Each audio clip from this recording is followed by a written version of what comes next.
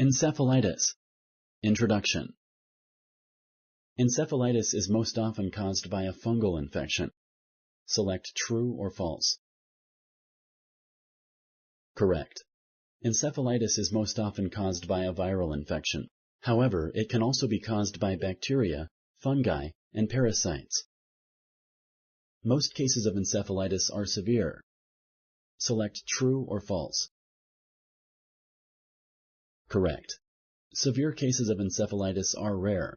However, it is important to seek immediate medical attention if you have the symptoms of a severe case of encephalitis. Severe cases of encephalitis can be life-threatening. Which of the following symptoms requires an immediate call to your healthcare provider? Choose one of the following options. 1. A full or bulging soft spot on the top of an infant's head. 2. Double vision. 3. Partial paralysis in the arms and legs. 4. All of the above. Correct.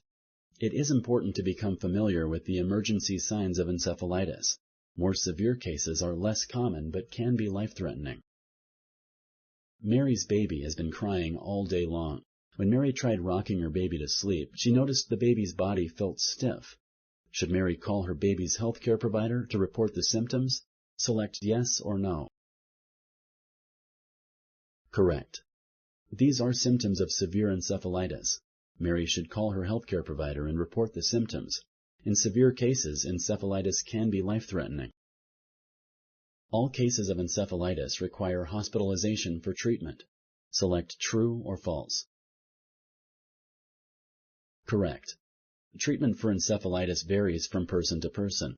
Only severe cases may require hospitalization. Vaccination can prevent children from getting certain types of encephalitis. Select true or false. Correct. Thank you for using Explain.